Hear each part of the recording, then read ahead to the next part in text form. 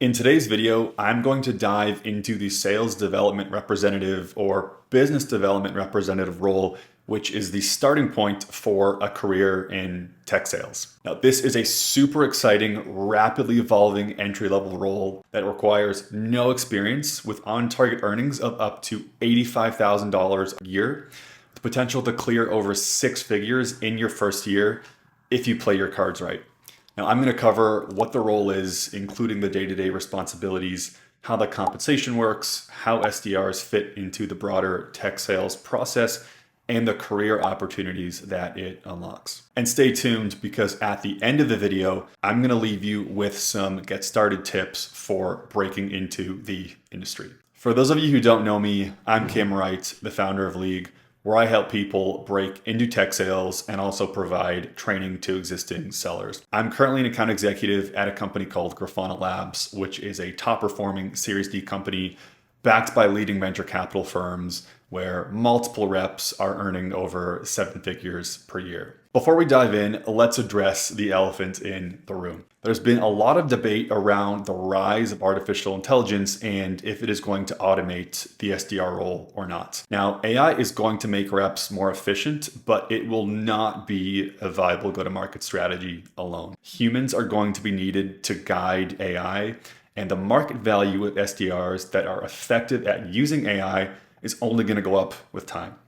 As an example, OpenAI, the makers of ChatGPT, are paying their SDRs on target earnings of $120,000 per year, which is 50% above the industry average, and proves that skilled reps are only going to become more valuable as AI becomes more prevalent. With that said, let's get into the role. I get asked a lot about the difference between SDR and BDR, and the difference is there's no difference. They're the exact same thing. Different companies call their reps different names. I've even seen some SDRs called investment analysts at a fintech company. It's all preference at the end of the day. Okay, so what do SDRs actually do? SDRs own what's called the top of the sales funnel, where they're focused on identifying potential customers and seeing if these people are interested in evaluating their solution. Their main objective is setting something called discovery meetings, which is an exploratory call that helps both the seller and the buyer determine if there is something worth spending more time on. When a discovery meeting is successful, a sales opportunity is created and it is added to the company's pipeline, which is just the backlog of potential deals that a company has to go and close. Now, generating pipeline is a crucial sales skill because pipeline is the lifeblood of tech companies. It helps them forecast their sales, which impacts planning, hiring, valuation, and the amount of money that they can go and raise from investors. Without pipeline, companies die. Now, let's dive into how this fits into the typical SaaS sales process. There are six main stages that you need to be aware of. Prospecting. This is where companies research potential buyers, also known as prospects. Outreach. Once these prospects have been identified, companies try to learn more about their needs and problems, try and increase their awareness of the solution that they provide. Qualification. Not everyone is going to be a good fit, so companies try to qualify these prospects to make sure that they're only investing time on those who have a genuine need that their solution solves. Evaluation. This is where prospects are guided through the evaluation phase. So this is a lot of meetings, a lot of product demos, Q&A sessions, technical discussions to confirm if the solution meets their needs or not. Closing. This is where the deal is finalized, so the contract details, legal terms, and pricing are all negotiated. And then post-sale. After the sale, the company will continue to support the customers to ensure that they're happy and using the tools properly, with the goal of ensuring that they renew when their contract expires and keep spending more. Now, as an SDR, you will own the prospecting, outreach, and qualification phases. Account executives, which is the closing role, will take over during qualification, run the evaluation, close the deal, and then depending on the company, they might manage the client post-sale or they'll hand it over to an account manager. Now, let's dive into the SDR's responsibilities, starting with prospecting. This is where you will be identifying and researching target companies, also known as accounts, to reach out to. You'll typically be given a list to work off of, but the best SDRs know what companies in their book of business are most likely to buy and spend most of their time with these high potential accounts. Now, you'll have to do a bit of research on these companies to see if anything implies that they could be using your solution. So are there any corporate initiatives? Do job postings reference anything you can help with? Or are they using technologies that you can do a much better job or a much cheaper job than? Once you've found these companies, you need to identify the right people to talk to and then go and find their contact information. So you'll typically start with anyone who's visiting your company's website or downloading resources, watching demos, etc. This is usually given to you by your marketing department. Then you'll go a step further, usually on LinkedIn, to find other key people at various levels of seniority in the departments that you typically sell to. Outreach. So now it's time to reach out to these people. So your goal is to start a conversation by raising awareness, understanding the prospect's needs, and communicating accordingly. Now, all companies have slightly different styles here, but typically you'll be using a combination of emails, phone calls, and LinkedIn messages. Buyers are receiving a ton of messages from sales reps, and so it usually takes a few touch points before they're familiar enough with you to take a meeting. SDRs generally use engagement platforms like Gong, Outreach, or SalesLoft to schedule a series of planned interactions over a set time frame to eventually unlock these meetings. Qualification. Now, there's usually two sources of prospects that you'll be qualifying. The first is the meetings you generated from your own outbound efforts. The second is the inbound leads that were generated from marketing. Now, these are people who filled out the contact form on your website and actually asked to be contacted by sales. Now, most SDR orgs, not all, are going to have their SDRs take these initial discovery calls before handing it over to an AE.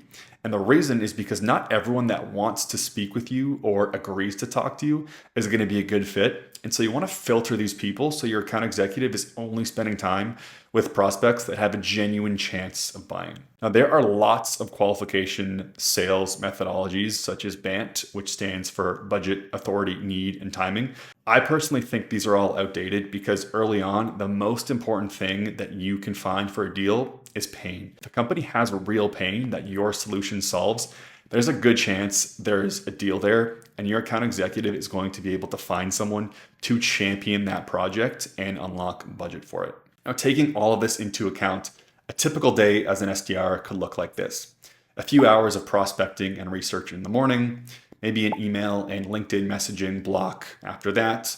Maybe you'll step away for lunch, even early afternoon filled with internal meetings and trainings with things like product updates, and then maybe a call block for the rest of the day, followed by a discovery meeting, and then you'll wrap your day potentially updating your CRM with notes from the day. Now, let's talk about compensation and career opportunities in tech sales. According to RepView, the median target earnings for SDRs is $85,000 a year with a base salary of $55,000.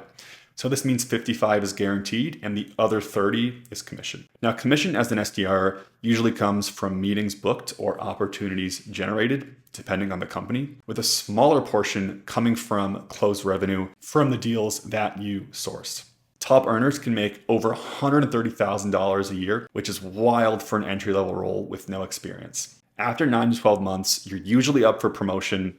However, keep in mind, this can take longer depending on the company you're at. The most common next step is an account executive, which, like we talked about, is the closing role, which opens up the progression to sales manager, director, VP, even chief revenue officer. Now, there are various levels of AEs, with the newer AEs selling to small businesses and the most experienced ones selling to large enterprises like Apple. Small, medium business AE roles usually require this base 9 to 12 months of SDR experience. They have a median on-target earnings of $130,000, the $70,000 base, with top earners taking home over $250,000. The next level up is a mid-market or commercial AE who have on-target earnings from $150,000 to $200,000, and the range of top earners varies a lot, usually around $400,000, but there are commercial AEs at my company that are clearing 7 figures, so you can make a lot higher. Now, after commercial mid-market, your career options really open up. You can move on to enterprise or a strategic AE role where your target earnings is going to be $250,000 $250 to $300 or more, with a potential to earn well above $1 million.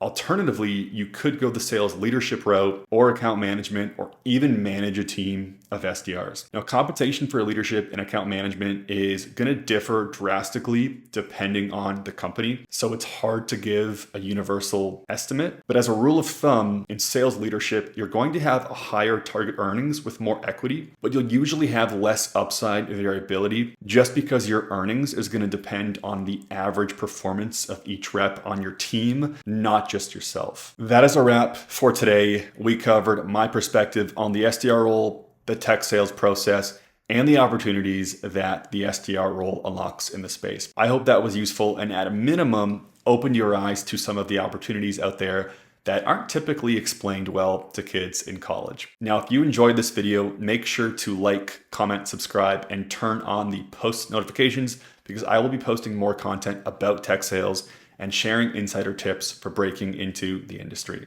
Now, if you are someone who wants to break into tech sales, my recommendation for you is to think of your job search like a sales cycle itself. There are so many people applying to SDR roles, sometimes over 1,000 people for a single job at top companies, and you need a strategy to stand out just to get the first interview. You cannot just be applying to these roles and expecting to stand out. Now, I put together a get started checklist for landing an SDR role, and it's in the description below, and you can grab it for free. That's it for today. My name is Cam Wright. Hope you enjoyed this video, and I will see you in the next one.